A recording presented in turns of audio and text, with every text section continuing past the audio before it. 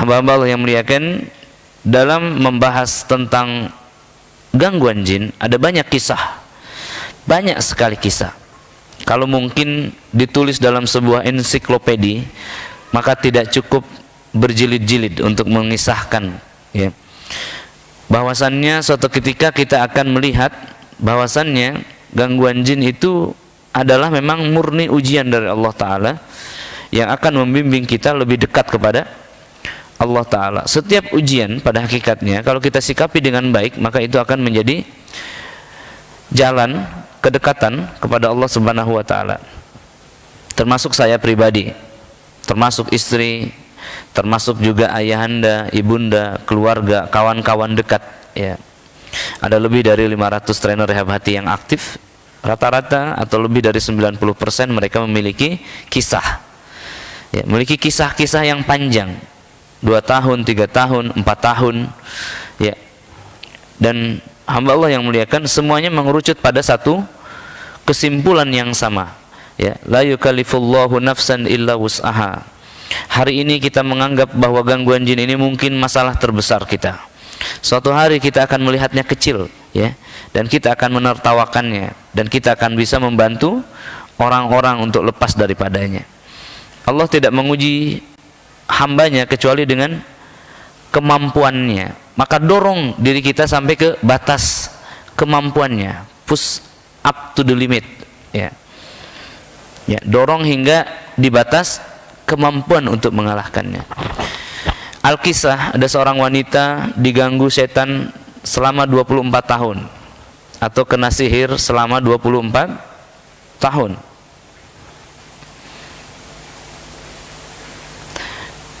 Dia diganggu mungkin dari 1996, betul? Sampai 2020, itu namanya 24 tahun. Ada yang lebih lama di sini? Ya, hamba Allah yang muliakan. Lalu kemudian menghadap seorang syekh dan beliau mengatakan, wahai syekh, adakah jurus terjitu untuk menghancurkan musuh Allah yang senantiasa terus-menerus mengganggu hamba? Maka beliau mengatakan, baca surah Al-Baqarah. Saya itu mengatakan, bacalah surah Al-Baqarah. Maka beliau pulang ke rumah, Bapak dan Ibu sekalian. Di malam hari beliau bangun, beliau tahajud, ya. Lalu setelah Fatihah beliau baca surah Al-Baqarah di tangannya, lembaran demi lembaran, ya. Rakaat pertama habis setengah, rakaat kedua dihabiskan setengahnya lagi. Begitu beliau menutup salatnya, assalamualaikum, assalamualaikum, apa yang terjadi? Seluruh sihirnya musnah tanpa bekas. Pertanyaannya, sudahkah kita lakukan itu?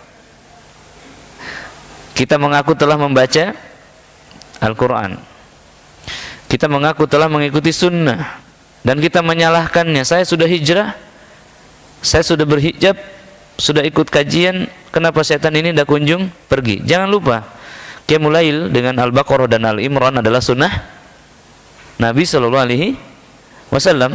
bahkan ditambah An-Nisa. Jadi sunnah itu ada tingkatannya. Jadi kalau dikatakan seseorang bisa sembuh dengan Al-Quran dan Sunnah, that's true, benar. Tapi sebanyak apa, sejauh mana keterlibatan kita, ya, keterlibatan kita dalam meninggikan Sunnah dan kalimat Tauhid ini. Bapak dan Ibu sekalian, ada satu kisah lagi di negeri kita, di Makassar. Seorang wanita terkena gangguan penyakit yang sampai hari ini membuat dokter-dokter putus asa. Namanya kanker darah stadium 4, ya.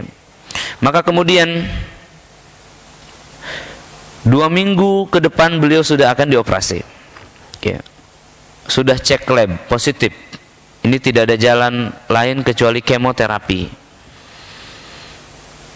Dan biasa orang-orang yang sudah vonis untuk operasi dalam 2 minggu ke depan dipersilahkan untuk mencari alternatif.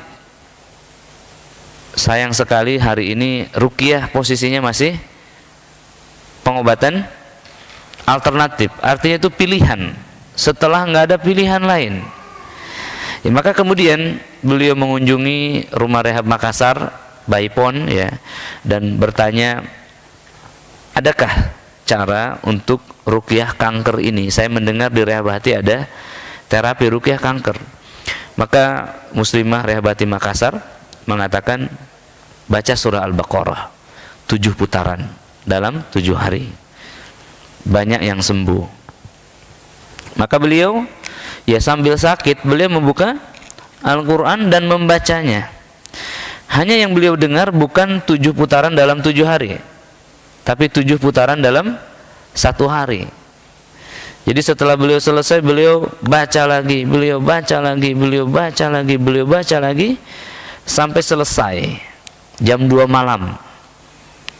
Besoknya beliau mulai lagi, baca lagi, baca lagi. Bapak sekalian, 1 putaran Al-Baqarah itu 2-3 jam, yang lancar 1,5 jam. Baca lagi sampai beliau pingsan. Saya mendengar langsung dari lisan beliau, ya, karena beliau akhirnya datang ke Jakarta setelah sembuh.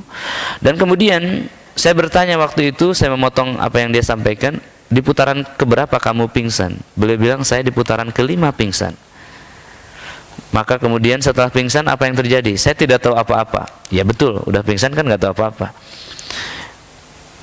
Beliau melanjutkan cerita, setelah saya sadar, kalimat pertama yang saya dengar adalah, kamu berobat di mana? Ya, berobat di mana, dengan siapa, minum apa? Dan beliau mengatakan, kenapa dokter? Ternyata beliau sudah ada di rumah sakit. Kenapa dokter mengatakan demikian? Karena penyakit kanker kamu, sel darah yang telah diliputi kanker itu stadium 4, Bapak sekalian, itu musnah, hancur lebur, tidak berbekas, tidak ada satupun sel kanker yang ada. Berapa putaran, Pak? 7 plus 5. Niatnya 7 hari. 7 kali 7 niatnya. Tapi kemampuan dirinya hanya sampai berapa? 7 putaran di hari pertama, 7 putaran di hari kedua. Bapak Ibu sekalian, itu limit dia, itu batas dia. Ini namanya push up to the limit, ya, dorong hingga ke ujung kemampuan. Itu yang disebut la yukallifullahu nafsan illa wus'aha. Lalu jangan mengatakan, kemampuan saya memang 3 kul, Ustaz. Ya sudah, 3 kul saja. Lihat setelah Anda 3 kul, Anda masih hidup tidak? Anda masih punya tenaga tidak? Anda masih punya waktu tidak?